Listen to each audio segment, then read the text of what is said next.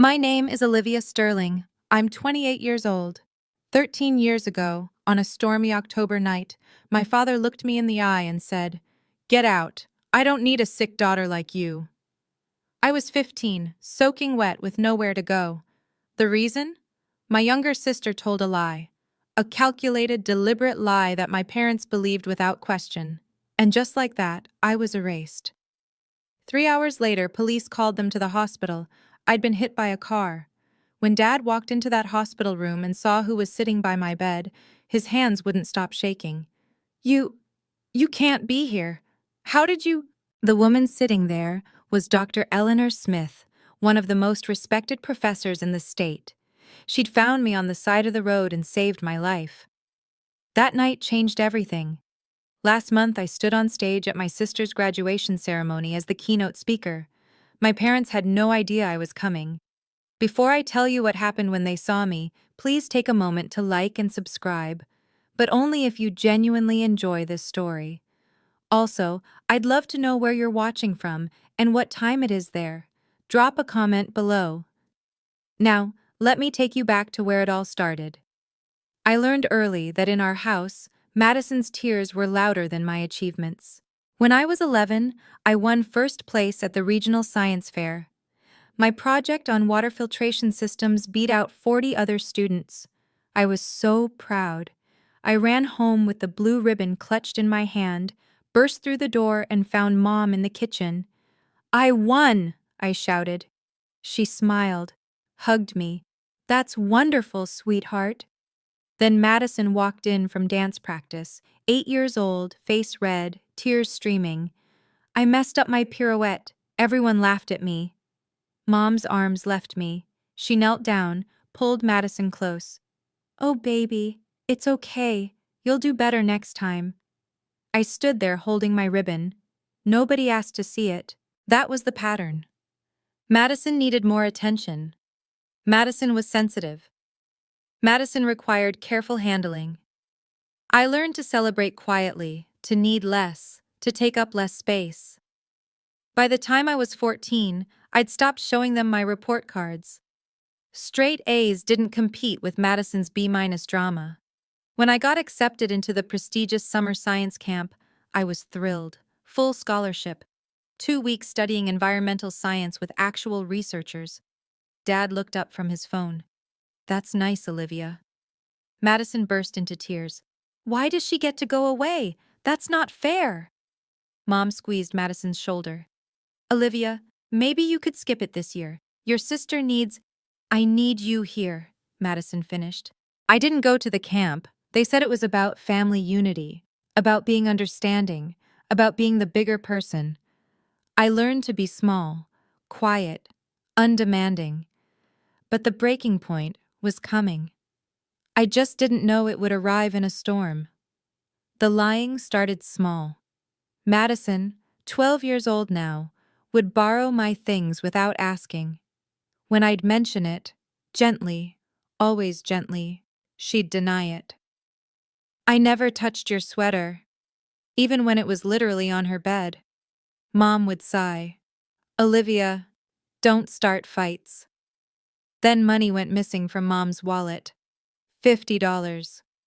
Madison said she saw me near Mom's purse that morning. I hadn't been. I'd left for school early. Dad called me into his study. "Did you take money from your mother?" "No, I didn't." "Madison says you did." "Madison's lying." His jaw tightened. "Don't accuse your sister." "But I didn't." "Enough!" His voice cut through mine. "I'm disappointed in you, Olivia. I thought you were better than this." I lost my phone for a month, and the science camp opportunity I'd been promised for the following summer, gone. "We can't trust you with independence right now," Mom said. Madison watched from the stairs. When our parents weren't looking, she smiled. That stolen $50 was just a test run. Madison was learning she could get away with anything. The pattern escalated. A broken vase, my fault. A failed test Madison didn't study for. I should have helped her more. A rumor at school about Madison cheating on a quiz, I must have started. I stopped defending myself. What was the point? They believed her tears over my truth every single time. By 15, I felt like a ghost in my own house. Present but invisible. There unless they needed someone to blame. I started spending more time at the library, at school, anywhere but home. I told myself I just needed to survive until college. 2 more years. I could make it 2 more years. I was wrong. October.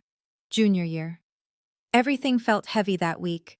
There was a boy at school named Jake. He was in my AP chemistry class. Nice guy.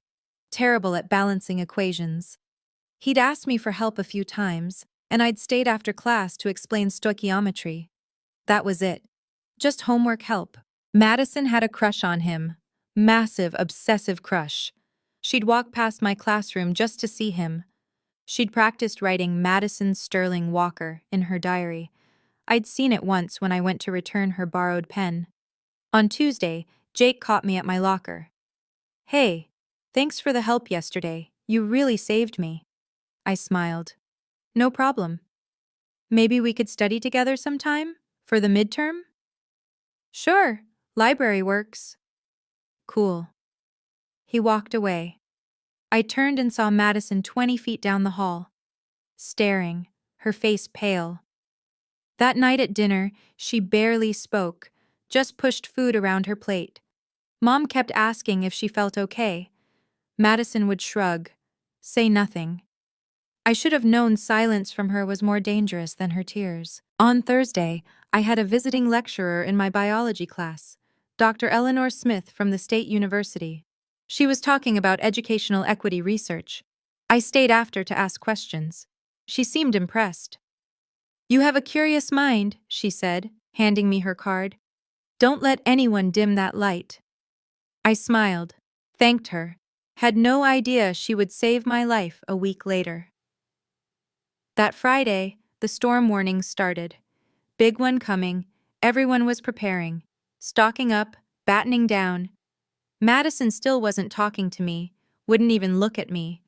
I remember thinking, at least I'll have the weekend to catch up on homework in peace. I had no idea what she was planning. Friday night.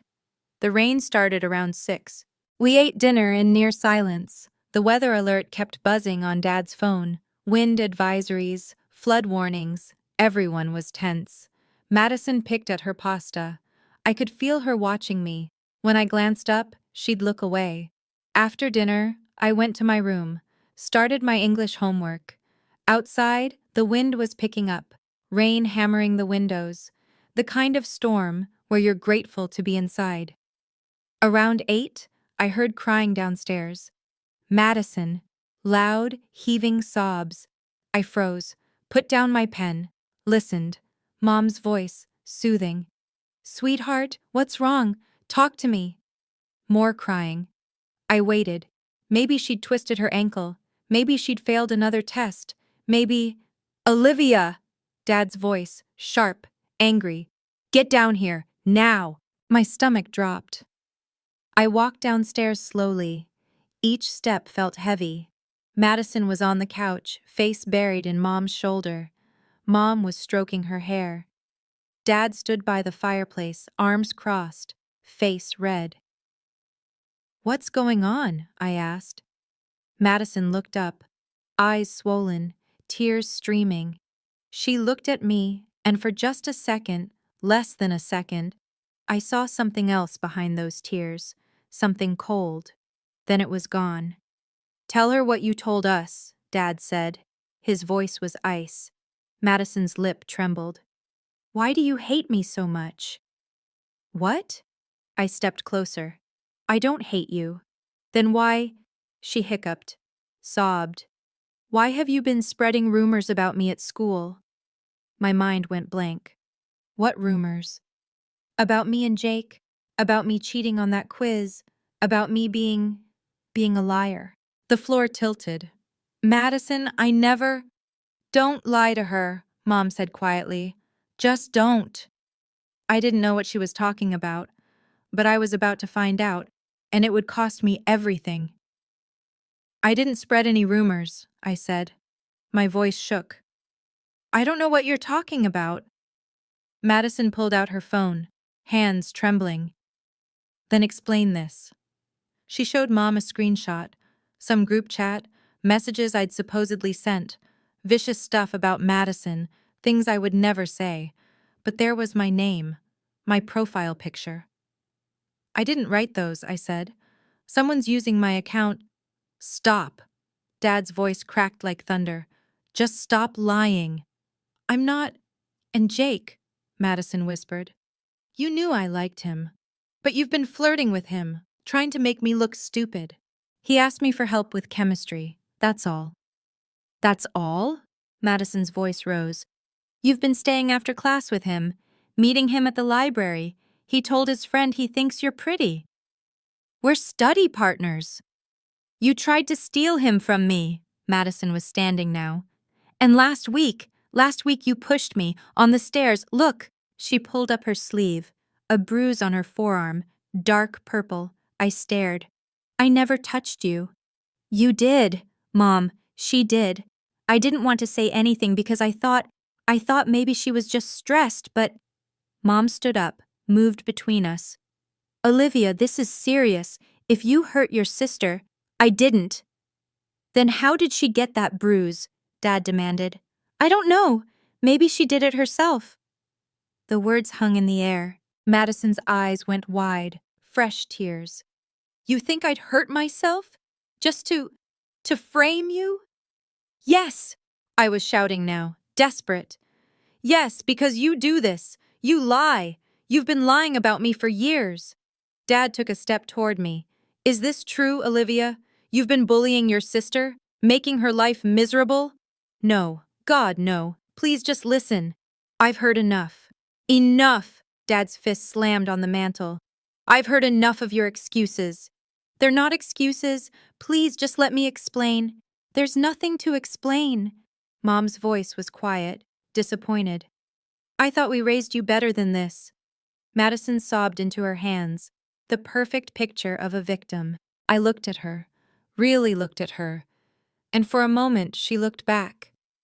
And she wasn't crying anymore. Her eyes were dry, calculating. You're lying, I said, barely a whisper. I'm not, she said, and her voice didn't shake. You are. You made all of this up. Olivia, Mom started. She's lying. I turned to Dad. Please, you have to believe me. I would never hurt her. I would never spread rumors. She's doing this because she's jealous, because Jake doesn't like her, because… That's it. Dad's voice went cold, flat. I don't want to hear another word from you. You're sick. Something's wrong with you. The word hit like a slap. Sick. I'm not… You need help. Professional help. But right now… He pointed to the door. Right now, I need you out of my sight. The rain was pounding outside. Thunder shook the windows. Dad, it's storming. I don't care. Where am I supposed to go? That's not my problem. His face twisted. Get out. I don't need a sick daughter like you in this house. The words carved into me. Sick daughter, like I was diseased, broken, wrong. I looked at Mom, begging silently. Say something. Stop him. Tell him this is insane. She turned away, kept her arm around Madison. I grabbed my jacket from the hook. My hands were shaking so hard I could barely zip it. The door slammed behind me. Through the window, I could see Madison watching me leave. She wasn't crying anymore. She was smiling. The rain hit me like a wall, cold, angry. Within seconds, I was soaked through. I stood on the porch for a moment, waiting. Maybe Dad would come after me, apologize, say he'd overreacted. The door stayed closed. I started walking. Nowhere to go, just away. Away from that house, away from Madison's lies, away from parents who believed I was sick. My phone buzzed. Low battery, 8%. I pulled it out, tried calling my friend Sarah. No answer. Jessica, straight to voicemail. It was Friday night. Everyone was home with their families. Safe, dry, not me. The wind whipped my hair into my face. Rain came down in sheets. I could barely see 10 feet ahead. Cars drove past, spraying water from puddles. No one stopped. I headed toward the library. Maybe I could wait out the storm there. It was closed. Dark windows, locked doors. The bus station was 2 miles away. If I could make it there, I could sit inside, stay warm, figure out what to do. I walked. Every step was heavy. My shoes were soaked through, water squelching with each footfall. My jacket clung to my skin. I was so cold my teeth chattered. Thunder cracked overhead. Lightning split the sky. I thought about turning back, knocking on the door, begging to come home. But the look on Dad's face, the disgust, I couldn't unsee it. Sick daughter.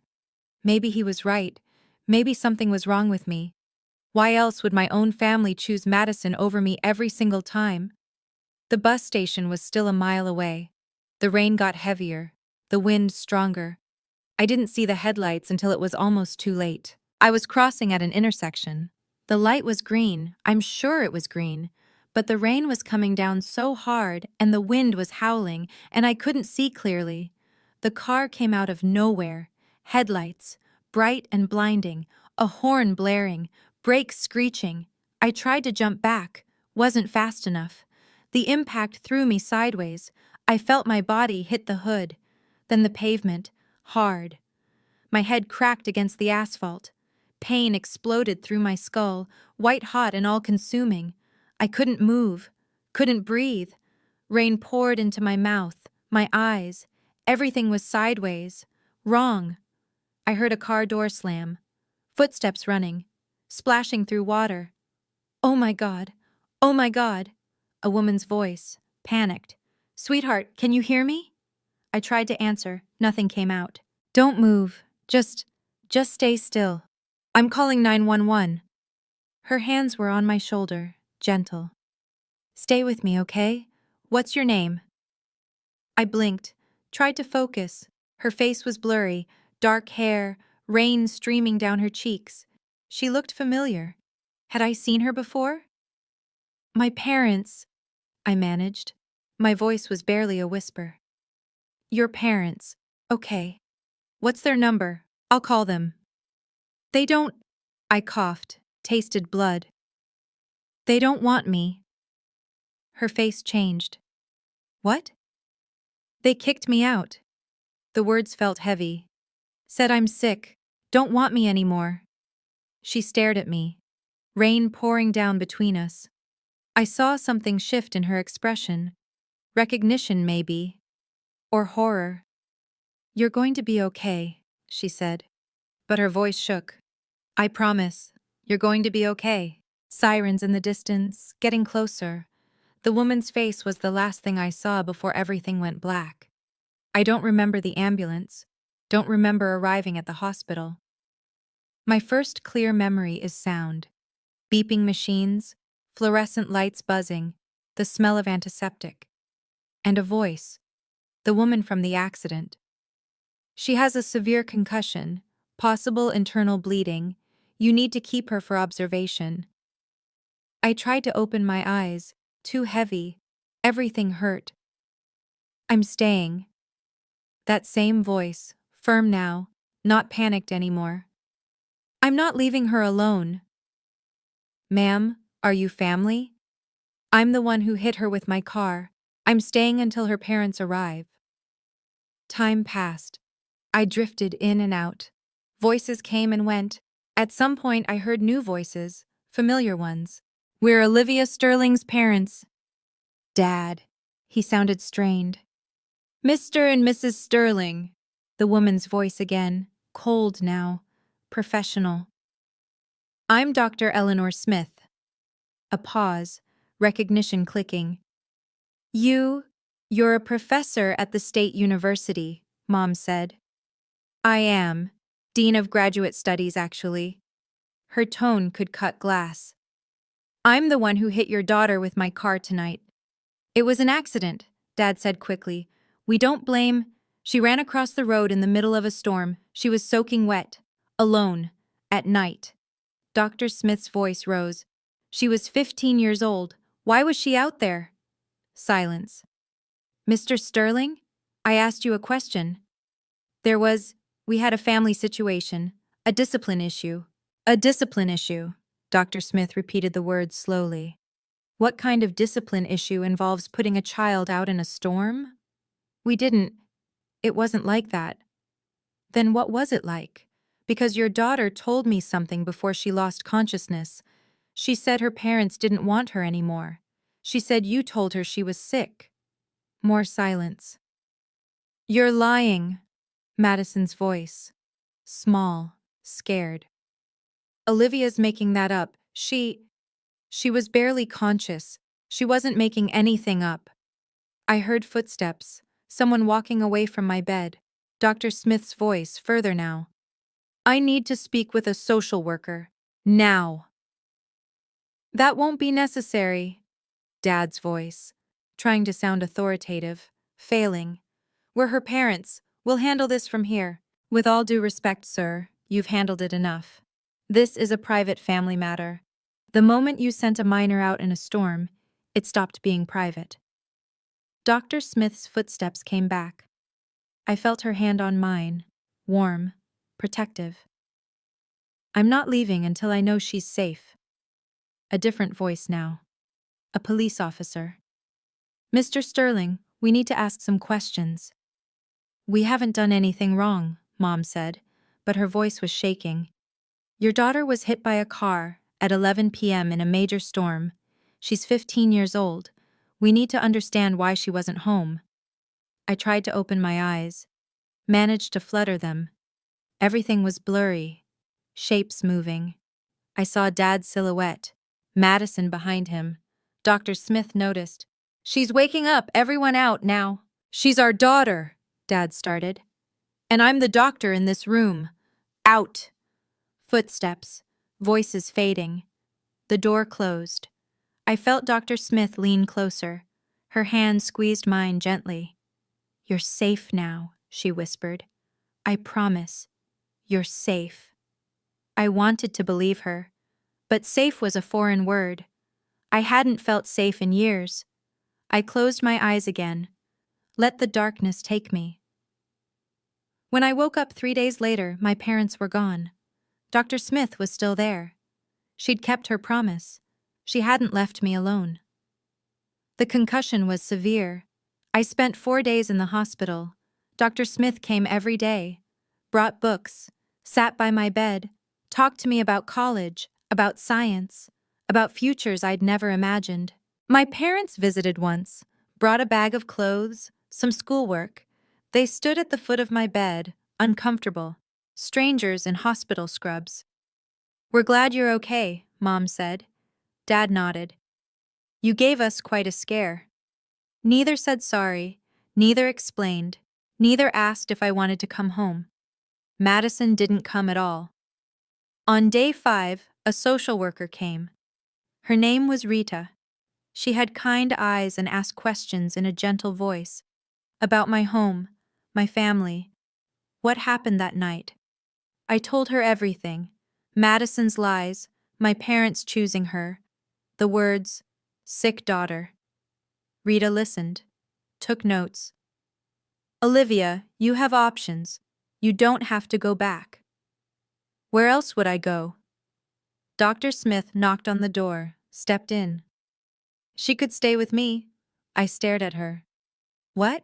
Foster placement, temporary until we figure out something permanent, if you want. She looked at Rita. I've already started the paperwork. Why would you do that? My voice cracked. You don't even know me. Dr. Smith sat on the edge of my bed. Because someone once did it for me.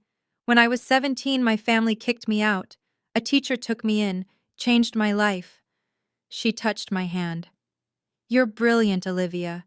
You have potential most kids never dream of.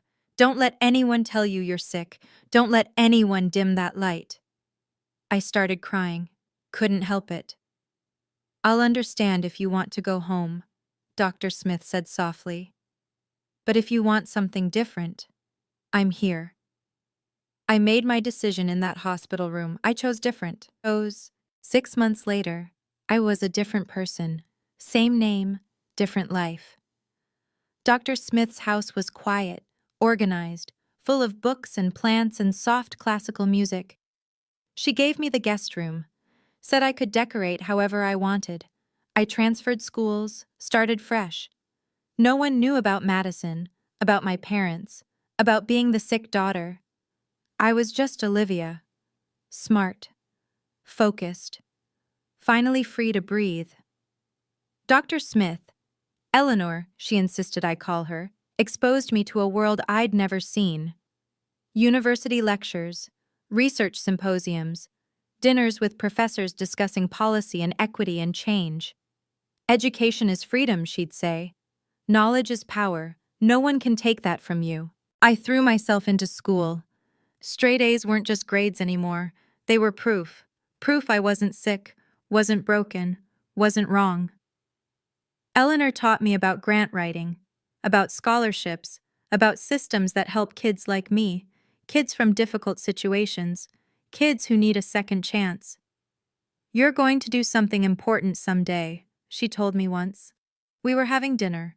Pasta and salad. Normal. Safe. I can see it.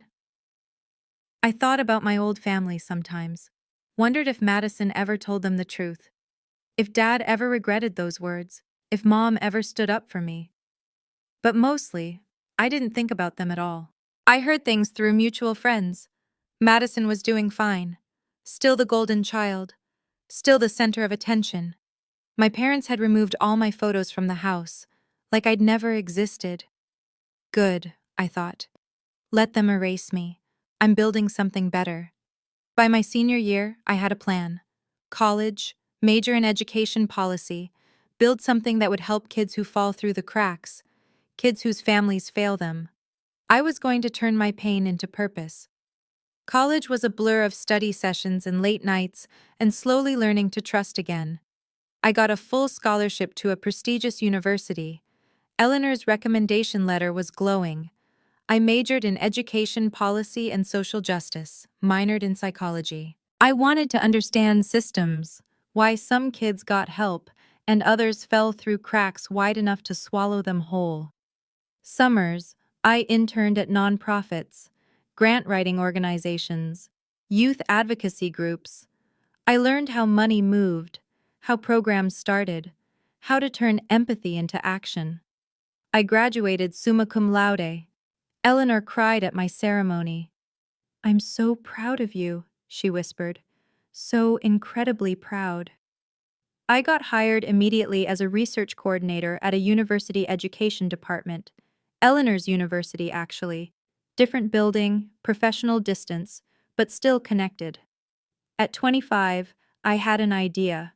A scholarship program for students from difficult family situations. Kids who'd been kicked out, abused, neglected. Kids who needed a second chance. I called it the Second Chances Scholarship. Original, I know, but clear.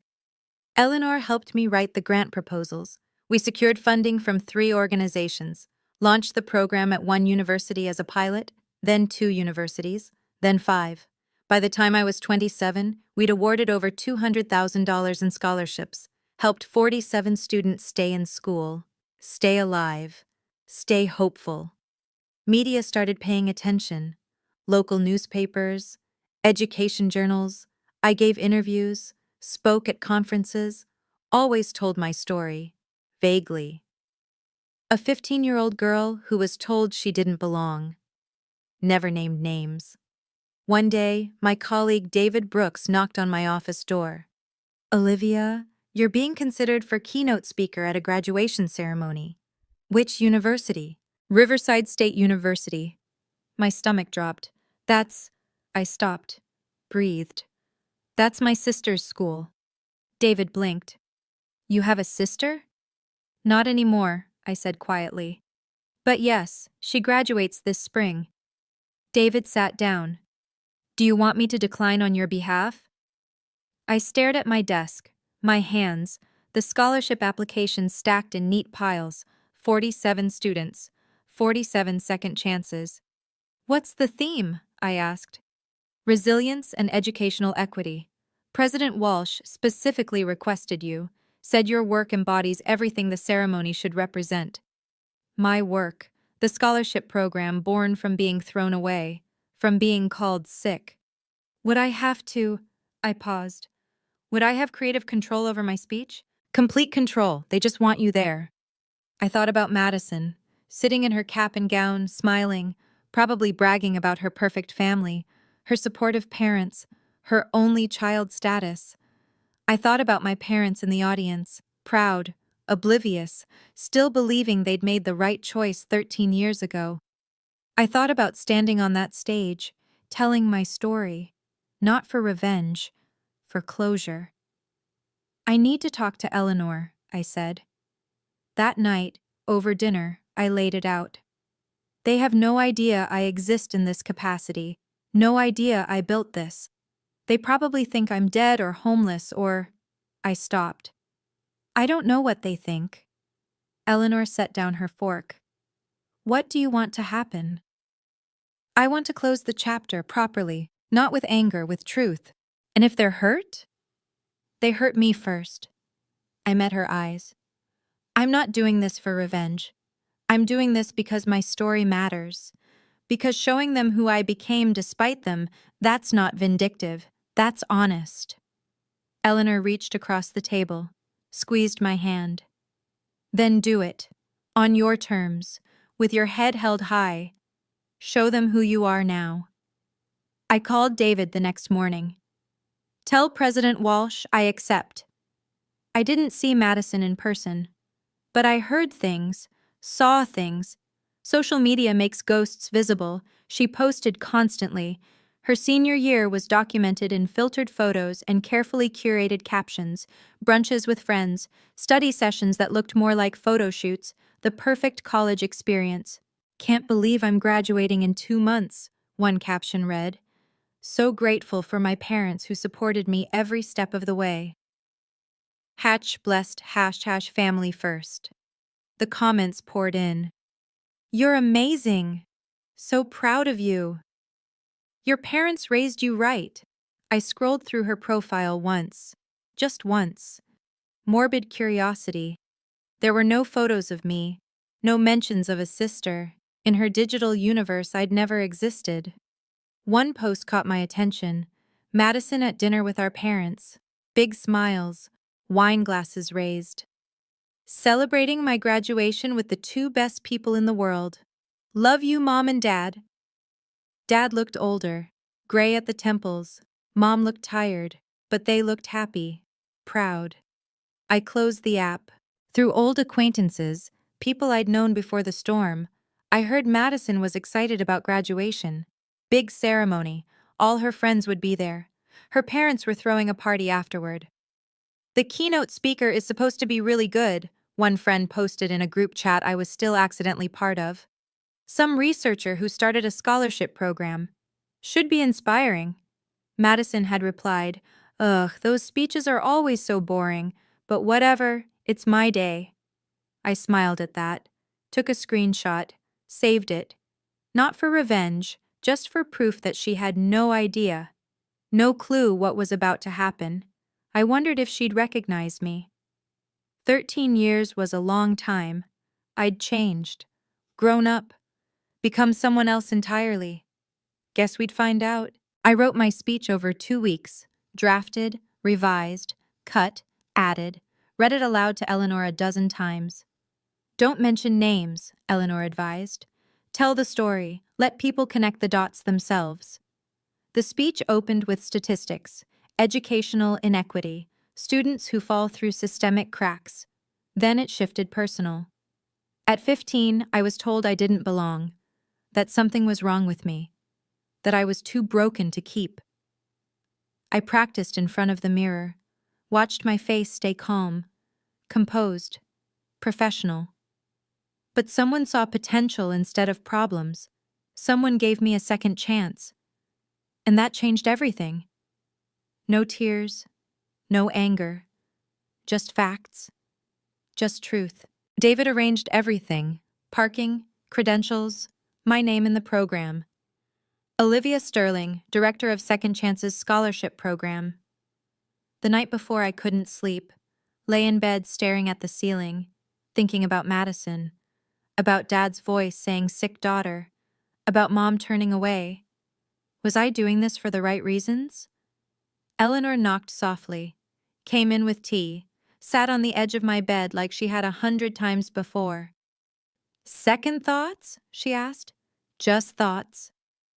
You're not the girl they threw away, Olivia. You're the woman who built herself back up. Remember that tomorrow. I sipped the tea. Chamomile, honey. Will you be there? Front row. Always. Morning came too fast. I dressed carefully.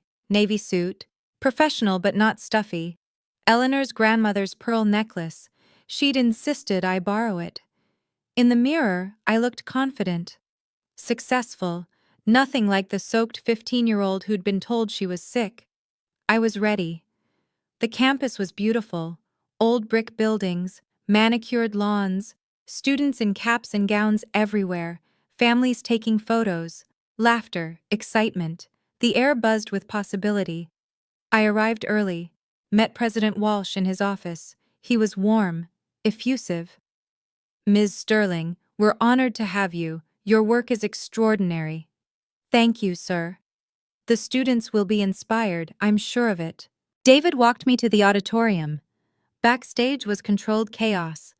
Faculty adjusting robes, staff checking microphones, graduates peeking through curtains at the filling seats. I looked at the program, scanned the graduate names. There, row 3. Madison Sterling, Bachelor of Arts Communications. My heart kicked against my ribs. You okay? David asked. Yes. I folded the program. Just ready. Eleanor arrived. She wore a beautiful emerald dress, looked proud. She hugged me tight. You've got this. I know. Remember? I know. I smiled. Head high, truth clear, no revenge, just honesty. She kissed my cheek, went to find her seat. The auditorium was filling. I could hear the murmur of voices. Hundreds of people, families, friends, all here to celebrate their graduates. Somewhere out there, my parents were sitting down, probably in the middle section. Good view, excited for Madison's big moment. They had no idea who the keynote speaker was. David had confirmed. The program listed my name, but buried in small print. Most people didn't read speaker bios carefully. They'd find out soon enough. President Walsh touched my shoulder. 5 minutes. You're on after the opening remarks. I nodded, breathed, smoothed my suit. From the wings I could see the stage, the podium, the microphone, hundreds of faces beyond the lights. It was time. Wait. Before I tell you what happened when I stepped on that stage, I need to ask, have you ever been in a situation where your family doubted you, but you proved them wrong? Drop a yes or no in the comments. And if you're enjoying this story so far, please hit that like button. It really helps this story reach others who might need to hear it. Okay. Now, back to the ceremony. This is where everything changed. President Walsh stepped to the podium. The crowd quieted. Welcome, graduates, families, and honored guests. Today we celebrate achievement, resilience, and the boundless potential of our students. Applause, cheers. Our keynote speaker embodies these values. She's dedicated her career to ensuring that every student, regardless of circumstance, has access to opportunity. Please welcome the director of the Second Chances Scholarship Program, Ms. Olivia Sterling. The auditorium erupted in polite applause. I stepped into the light. The stage was massive, podium centered, microphone waiting. Beyond the front row, faces blurred into a sea of caps and gowns. I walked with measured steps, confident, calm. My heels clicked against the stage floor. And then I saw them. Row 3, Madison, cap and gown, honor cords around her neck. She was clapping, smiling, turned halfway to whisper something to the girl beside her. Then she looked up, saw me. Her hands froze mid-clap. Her smile faltered. Confusion crossed her face. Then recognition, then shock. Her mouth opened slightly. No sound came out. Behind her, row 8, Mom and Dad, still clapping, not looking closely yet, just polite audience members applauding a speaker whose name they hadn't registered. I reached the podium, adjusted the microphone, looked out over the crowd. Madison's face was pale, staring. Her friend nudged her. "You okay?" Eleanor sat front row, stage right. She nodded once, small, encouraging. I gripped the podium edges. "Good morning. Thank you, President Walsh, for that generous introduction." My voice carried, clear, strong, amplified across hundreds of people. Dad's head jerked up. I saw him lean forward, squint, trying to place my voice.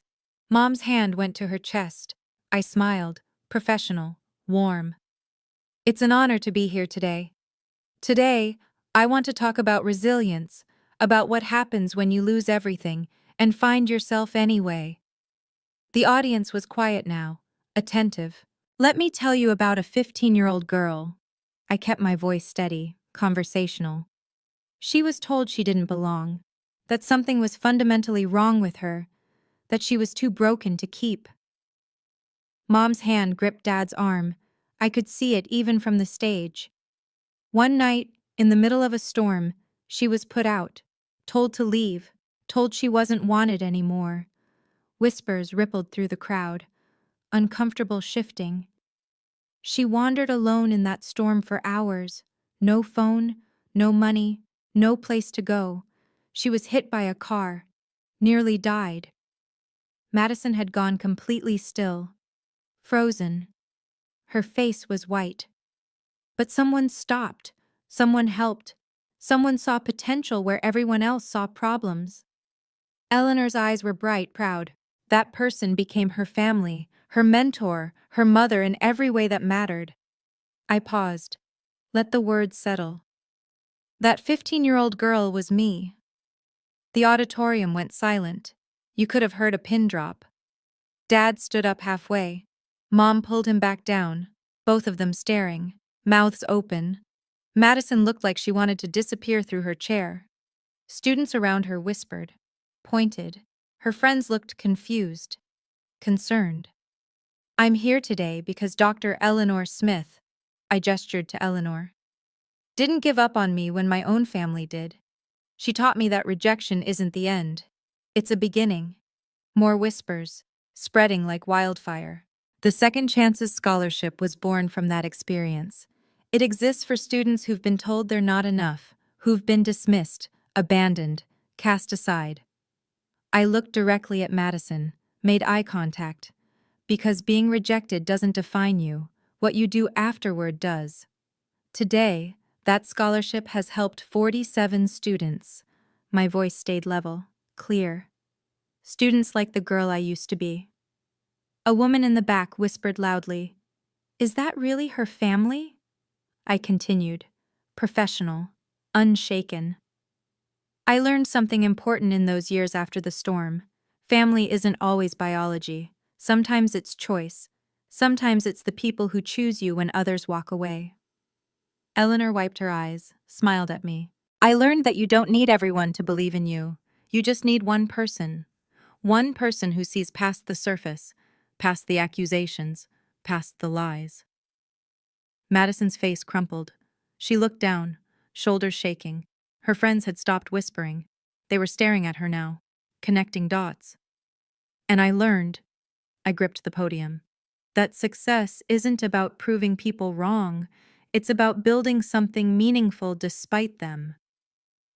Dad's hands were trembling. He looked like he wanted to run, leave, escape. Mom was crying silently, mascara running. So to the graduating class of Riverside State University, I leave you with this. Your worth is not determined by who stays. It's determined by how you grow after they leave. I paused. Let that land. You will face rejection, disappointment, people who underestimate you. That's guaranteed. I looked across the sea of graduates, young faces, hopeful.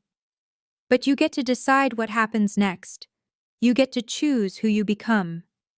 Standing ovation. Slowly at first. Then building. Students standing. faculty, families, not everyone. Dad stayed seated, pale, hands over his face. Mom stood mechanically, clapping weakly, tears streaming. Madison didn't move, sat frozen, staring at her lap. I stepped back from the podium. President Walsh was beaming. "Thank you, Ms. Sterling. That was powerful." I walked off stage, back into the wings, and I breathed. The ceremony continued. President Walsh returned to the podium, started calling names. I stayed backstage, watched through the gap in the curtains. The energy had shifted. Students walked across stage to receive diplomas, but the applause was distracted, uneven. People were still processing my speech, talking, pointing, checking their phones. Madison Sterling, Bachelor of Arts, Communications. Madison stood, walked to the stage. Her smile was tight, forced. Her hands shook as she accepted the diploma. The applause was thin, scattered. Some people clapped enthusiastically, her close friends probably, but others didn't clap at all, just watched, whispered. She walked off stage quickly, disappeared into the crowd of graduates. I saw her friends huddled around her, talking urgently. Madison shaking her head, trying to explain something, failing. Dad and Mom sat rigid, not talking, not moving, just staring straight ahead. After all the names were called, President Walsh closed the ceremony. "Congratulations to the class of 2026. Caps flew. Cheers erupted. Families rushed forward. I slipped out a side door, met Eleanor in the reception area outside the auditorium. "You did it," she said, hugged me tight. "I did." "How do you feel?" I thought about it. "Free?" David appeared. "Olivia, wow." He looked flustered. "I had no idea. Your family? Are you okay?" "I'm fine. They're asking to see you." "Who?" "Your parents. They're at the side entrance. They want to talk." My stomach tightened. "Do I have to?" David shook his head. "Absolutely not. I can have security.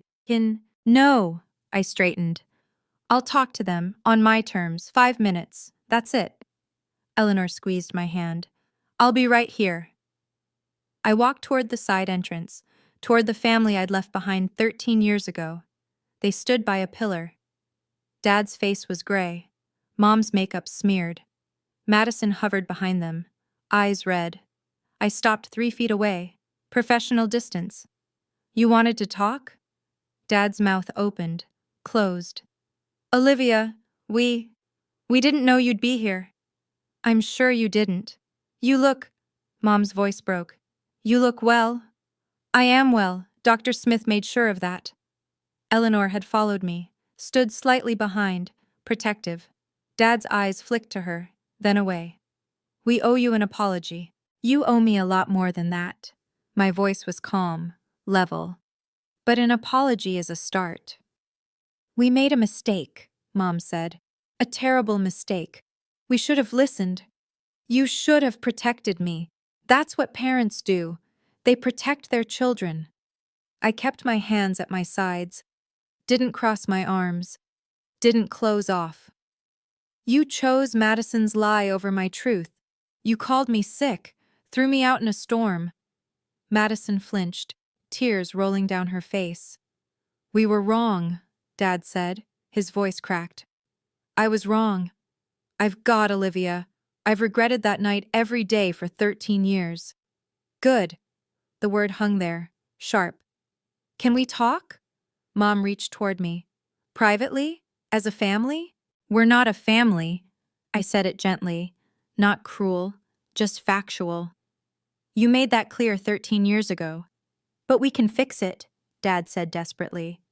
We want to fix it. Please." "There's nothing to fix. You made your choice. I made mine. We're done." "Olivia," Madison's voice, quiet, broken. "I'm sorry. I was 12. I was stupid. I didn't know." "You were old enough to know what you were doing." David appeared with a folder. Olivia, these are the scholarship applications for next semester. President Walsh wanted you to have them before you left. He handed me the folder.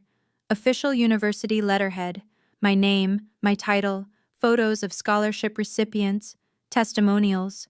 Dad's eyes fixed on it. You really did all this? Yes, despite everything. Mom took the folder gently, opened it, read. Her face crumpled. 200 students? 47 so far, but we're expanding. You're a director? Senior director, as of last month. I took the folder back. I work with 5 universities. We've granted over $200,000 in scholarships to students from difficult situations. President Walsh joined us, oblivious to the tension. Ms. Sterling, that was the best keynote we've had in years. The students are still talking about it. Thank you, President Walsh. He turned to my parents. Are you Olivia's family? You must be so proud. Silence. They are, Eleanor said smoothly. Aren't you, Mr. Sterling? Dad's jaw worked. Yes, very proud. President Walsh beamed. Ms. Sterling is one of our most valued partners. Her program has changed lives, literally saved some of these kids. He shook my hand, walked away. Dad stared at me, really looked. We had no idea. You never asked. I kept my voice soft, not angry, just tired. You erased me, pretended I never existed. Why would you know?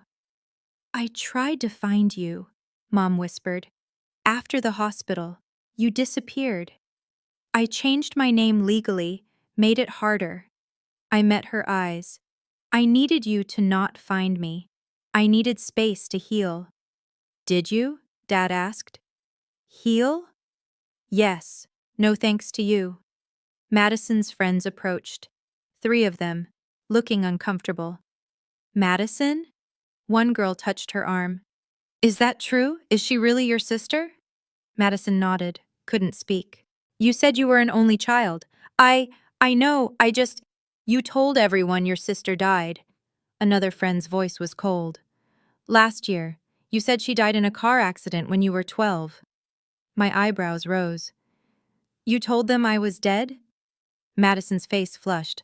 I didn't. It was easier than explaining. Explaining what? The first friend demanded. That your family kicked her out? That you lied about her? It wasn't like that. Then what was it like? The third friend looked at me. I'm sorry. I'm so sorry this happened to you. Thank you, I said quietly. They walked away. Madison stood there, alone, watching them leave. Madison, Mom started. Don't. Madison's voice was sharp. Just don't. She looked at me, really looked. I wanted to tell them, so many times. I wanted to tell everyone the truth, but I was scared. Scared of what? That they'd hate me. That everyone would hate me. She wiped her eyes. They were right to. I deserve it. Madison. I stepped closer. I don't hate you. I forgive you. For my own peace, not yours. But I don't want a relationship. I need you to respect that. Can't we just... No. Firm. Clear. You made choices for 13 years. Choices to keep lying. To keep me erased. That's not childhood stupidity. That's who you became. Madison sobbed. Mom pulled her close. I looked at Eleanor. Can we go? Yes. She linked her arm with mine. Let's go home. We walked away, didn't look back, didn't look. Behind us, I heard Madison crying, heard Dad saying my name, weak, desperate. I kept walking. Okay, I need to pause here for just a second. That moment, standing there, watching Madison realize she couldn't lie her way out. It was 13 years in the making. If you've ever had to set boundaries with toxic family members, drop a comment. Boundaries matter. And if this story is resonating with you, please subscribe. I share these stories because I know someone out there needs to hear them. Now let me tell you what happened in the weeks that followed. The week after graduation, my phone wouldn't stop buzzing. Voicemails from Dad. Please call back. We need to talk. I'm so sorry. We're so sorry. Just, please. Emails from Mom. Long, rambling, full of apologies and excuses. We were under so much stress. Madison was going through a phase. We didn't understand what we were doing. I didn't respond. Not yet. Work kept me busy. Scholarship applications poured in. The ceremony had gone viral. Not the whole thing, but my speech. Someone had recorded it, posted it to social media. 50,000 views, then 100,000. Comments flooded in. This woman is incredible. Family isn't blood. It's who shows up. I cried. This is exactly what I needed to hear. But also, anyone know if this is real? What university was this? Need to know what happened to the sister. I ignored them, focused on work. Then an email came from one of Madison's former friends. Subject line, "You deserve to know." Inside, screenshots, group chats. Madison's friends discussing her, distancing themselves. One message stood out. "I can't believe she lied about her sister being dead. That's psychotic." Another. "I'm uninviting her from my wedding. I don't want drama." Madison's carefully constructed social life was crumbling. Part of me felt bad, a small part. The larger part felt nothing, just relief. Eleanor and I had dinner. Quiet, comfortable. "How are you processing?" she asked. "I don't know, I feel—" I paused, searched for the word. "Free.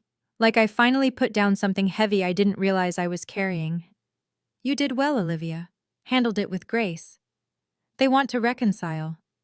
"Do you?" I thought about it. Really thought. "No, I don't think I do." She nodded, squeezed my hand. "That's okay.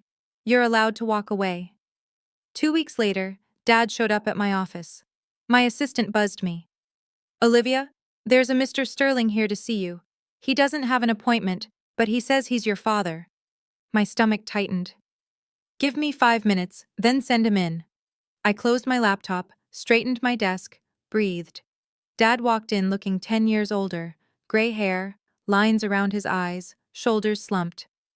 "Thank you for seeing me," he said. "I have a meeting in 20 minutes. "I understand." He sat across from my desk, formal, like a job interview. "Olivia, I need to say this. We were wrong. I was wrong. What I did to you, what I said to you, it was unforgivable." "Yes, it was." Madison told us the truth. Finally, last week, she broke down, confessed everything, the lies, the manipulation, all of it. 13 years too late. I know it doesn't fix anything." His hands shook. He clasped them together. "But I need you to understand. We've been living with this guilt. Every day, every single day. We look at that empty room, the photos we took down, and we know we destroyed something we can never get back." "You're right. You can't. Can you forgive us?" I leaned back, considered. "Forgiveness isn't the issue, Dad. Trust is, and that's broken, shattered. You believed Madison's lies over my truth. You called me sick. You threw me out in a storm." "I know. You don't know." My voice stayed calm, quiet. "You don't know what it's like to be 15 and homeless in a storm. To be told by your own father that you're too broken to love. You'll never know." Tears rolled down his face. "What can I do? Tell me what I can do." "Nothing. There's nothing you can do. It's too late." 3 days later, an email arrived. Subject, "I'm sorry." From Madison. I almost deleted it, finger hovering over the trash icon, but curiosity won. "Olivia, I know you don't want to hear from me. I know I don't deserve your attention, but I need to say this. I was jealous, so jealous of you. You were smart and capable and people liked you without you even trying. I had to work for every bit of attention I got. And it still wasn't enough. You were always better. When Jake liked you instead of me, I snapped. I planned the whole thing, the screenshots, the bruise, everything. I knew Mom and Dad would believe me. They always did. I didn't think it would go that far. I didn't think Dad would actually throw you out. When I saw you walking into the storm, I felt sick, but I couldn't take it back. I was too scared, too proud. I've spent 13 years lying, to everyone, to myself. I told people you died because it was easier than admitting what I did. I destroyed your life, I know that, and I destroyed my own too. I have no real friends now. Nobody trusts me. I lost my job offer because someone from graduation told HR about my family situation. I'm not asking for forgiveness. I don't deserve it. I'm just asking you to know. I'm sorry. I'm so sorry. Madison. I read it twice, saved it, didn't respond. 4 days later, she sent another, then another, each one more desperate, more broken. After the fifth email, I replied, short, final. Madison, I accept that you were young, but you had 13 years to correct it. You chose to keep me erased. I forgive you for my own peace, but I don't want contact. Please respect that. She stopped emailing. My speech went more viral than I'd expected. A local news station reached out, wanted to interview me about the scholarship program. I agreed, but only if we focused on the students, not my personal story. The segment aired. Local researchers' Second Chances program helps students in crisis. They interviewed 3 scholarship recipients. One girl said, "This program saved my life. Literally, I was about to drop out. Ms. Sterling's team gave me hope." Applications tripled. Funding requests poured in. 3 more universities wanted to partner. Education journals called. Would you write about your methodology? A national conference invited me to speak. Equity in education, closing the gap. David knocked on my office door. You're famous now. How does it feel? Weird. I just wanted to help some kids. You're doing more than that. You're changing systems. The State Board of Education sent a commendation, recognition for outstanding contribution to educational equity. And through it all, I saw the ripple effects. Madison's social media went quiet. No more posts. Her accounts eventually went private.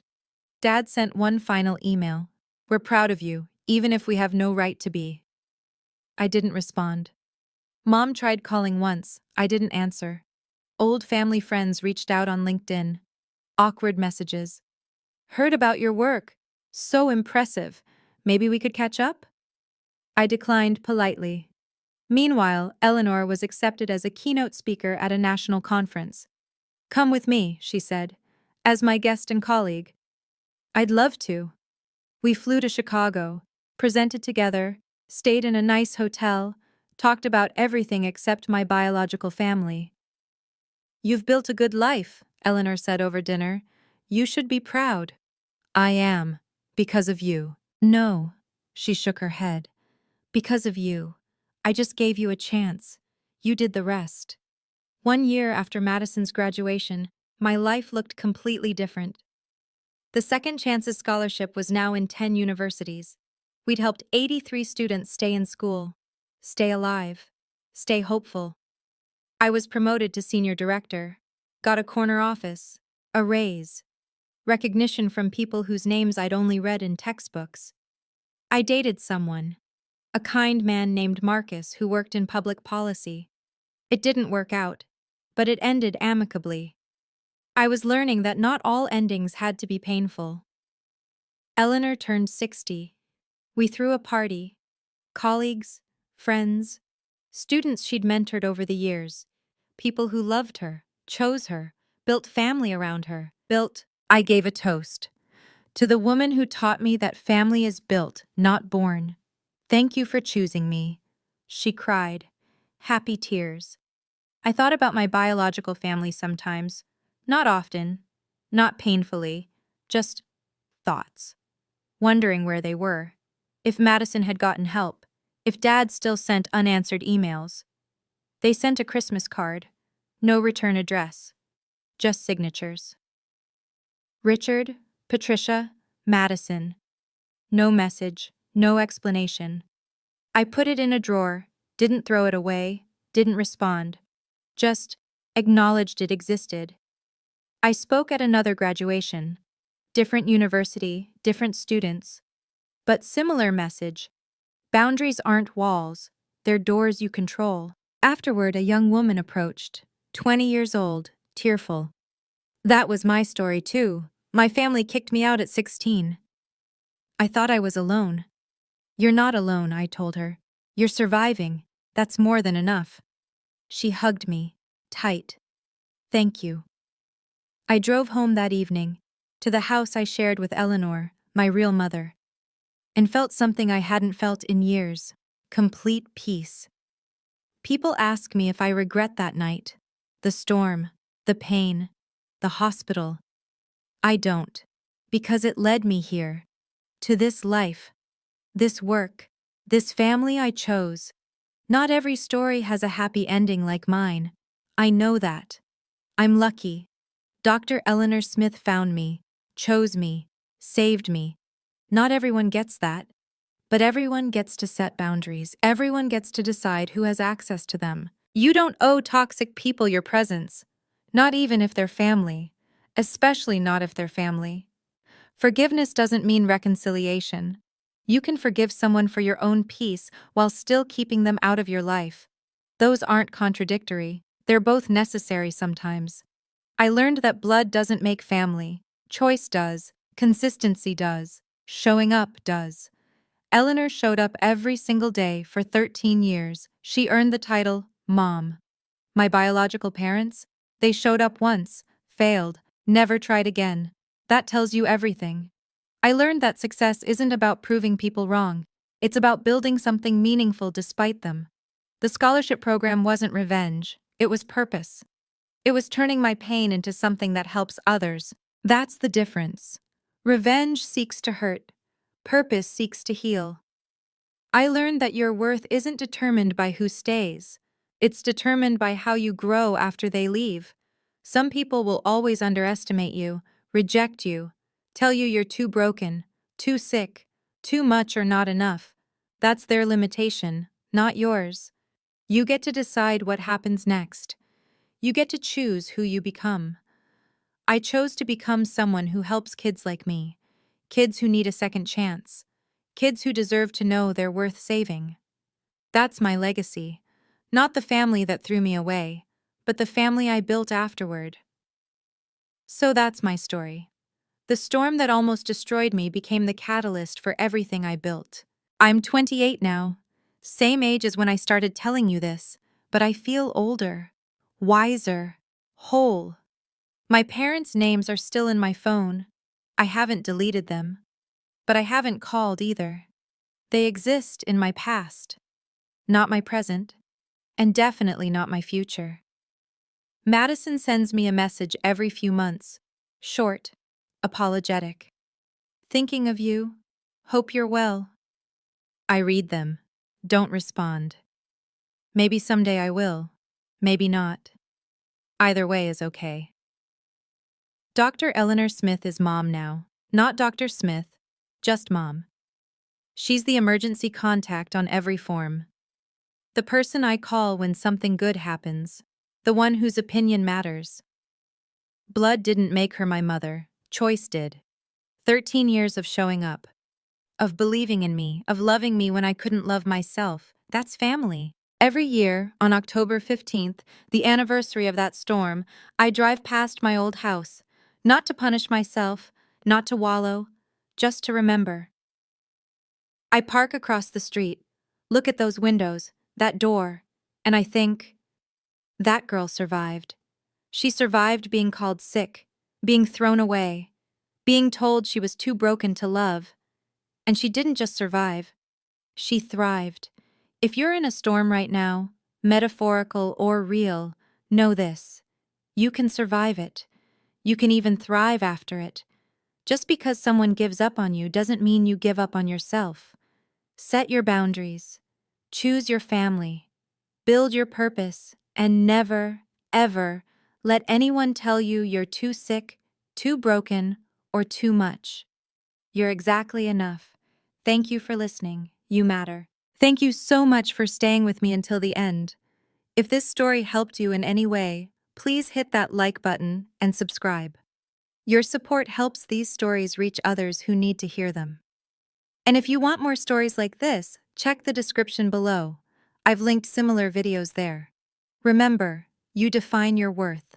Nobody else. Take care of yourself. I'll see you in the next story.